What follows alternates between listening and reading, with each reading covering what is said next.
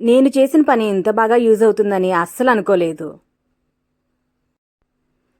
Last videos చూస్తున్నట్లయితే కాకరకాయ చెట్టుకి పందిరి వేద్దాం అనుకున్నాను. అలాగే డ్రాగన్ మొక్కలన్నీ ఒక లైన్లో పెట్టాలనుకున్నాను. డ్రాగన్ మొక్కలకి ముళ్ళులు ఉంటాయి కదా, అందుకని సపరేట్గా ఒక సైడ్గా ఉంచాలనుకుంటున్నాను.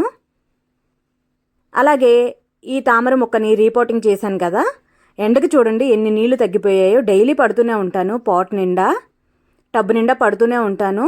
ఎంత తగ్గిపోయాయో చూసారా. కొన్ని రకాల క్రోటన్ మొక్కలు, ఉసిరికాయ చెట్టు, నేరేడు చెట్టు మొత్తం అన్నీ వేరే వేరే ప్లేసెస్కి చేంజ్ చేసేసాను. ఆ ప్లేస్లో ఇప్పుడు డ్రాగన్ మొక్కలు పెడతాను. ఇక్కడ ఈ వైర్లు ఇవన్నీ మొత్తం క్లీన్ చేసేద్దామని ఆ వైర్లు ముందున్న మొక్కలన్నీ పక్కకి జరిపేశాను. ఈ దానిమ్మ చెట్టు, మామిడి చెట్టు మొత్తం అన్నీ పక్కకి తీసేశాను. పుదీనా, ఎలోవెరా, గ్రేప్స్ చెట్టు కూడా చూడాలి.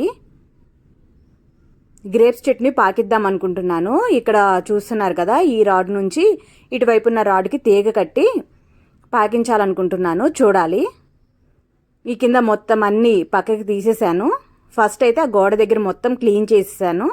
అక్కడ మొక్కలు పెట్టేసిన తర్వాత మళ్ళీ మిగిలింది క్లీన్ చేసుకుందామని ఈ 3 డ్రాగన్ మొక్కలు ఇక్కడ చూస్తున్నారు కదా, లైన్గా పెట్టేశాను. అలాగే ఆ పక్కన దానిమ్మ చెట్టు పెట్టేశాను. ఇంకా కాకరకాయ చెట్టుకైతే చెప్పాను కదా పందిరి వేద్దామని, అస్సలు సెట్ అవ్వలేదు మొక్కల మధ్యలో పందిరి.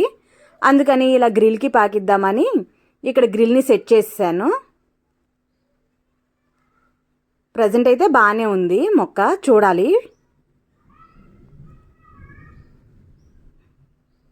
ఇంకా వాటర్ యాపిల్ చెట్లు, ఉసిరికాయ చెట్లు 2 పక్కకి తీసుకొచ్చేసాను.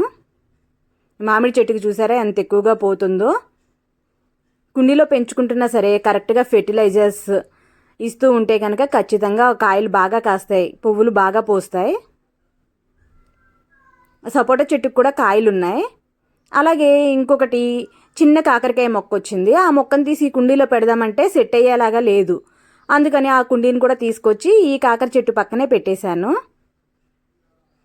ఫైనల్గా ఇంత వేస్ట్ వచ్చింది. ఇది మొత్తం అంతా క్లీన్.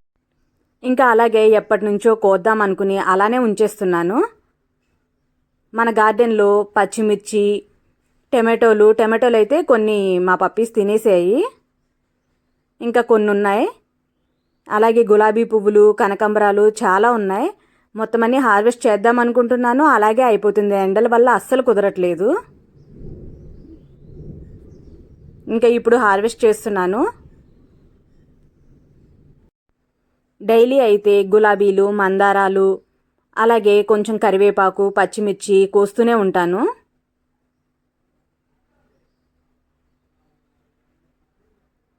మన గార్డెన్లో చాలా చోట్ల పెట్టాను పచ్చిమిరపకాయ మొక్కలు. ఫస్ట్ అయితే అన్ని చెట్ల నుంచి పచ్చిమిరపకాయలు కట్ చేస్తున్నాను. కాకరకాయలు కూడా రెడీగా ఉన్నాయి హార్వెస్టింగ్కి.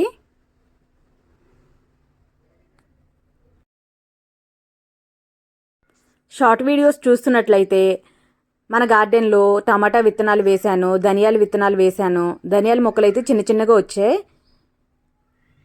టమాటా మొక్కలు అయితే కొంచెం పెద్దగానే పెరిగిపోయాయి. ఇంకా ఆ మొక్కలన్నీ సపరేట్ చేయాలి. నాకు గార్డెన్ మొత్తం క్లీన్ చేసుకోవడానికి కూడా 3 days పట్టింది. ఇంకా మొత్తం క్లీన్ చేసిన తర్వాత కొన్ని పుల్లలు అయితే వచ్చాయి.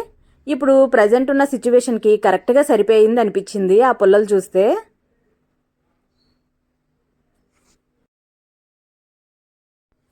టెర్రస్ గార్డెన్లో పుల్లలు రెడీ, వంట కోసం అనిపించింది ఆ పుల్లలు చూస్తే. అవన్నీ మొక్కలకి సపోర్టింగ్ కోసం ఉంచుదామని పక్కకి పెట్టాను. అంత పెద్దగా మొక్కలైతే ఎప్పుడూ పెరగలేదు.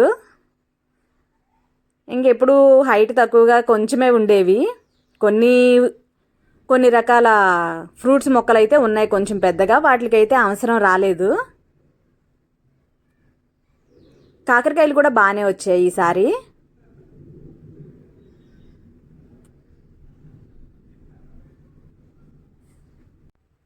ఫస్ట్లో అయితే ఎక్కువగా క్రోటన్ మొక్కలు తీసుకున్నాను.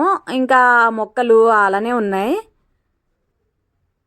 ఎక్కువ ఫ్రూట్స్, వెజిటేబుల్స్ వీటి మీద అంత ఇంట్రెస్ట్ లేదు స్టార్టింగ్లో. షోగా ఉండాలి, అందంగా ఉండాలనేసి ఎక్కువ క్రోటన్ మొక్కలు తీసుకున్నాను. మా హీరోగాడు ఇక్కడ ఏం టెస్ట్ చేస్తున్నాడో అర్థం కాలేదు, సీరియస్గా చూస్తున్నాడు.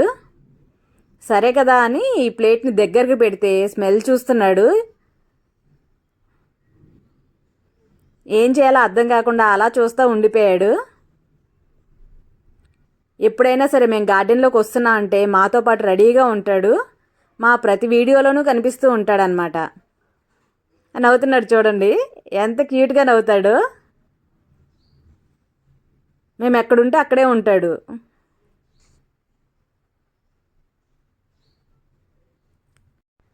ఈ గులాబీలు వచ్చి చాలా రోజులు అయిపోయింది.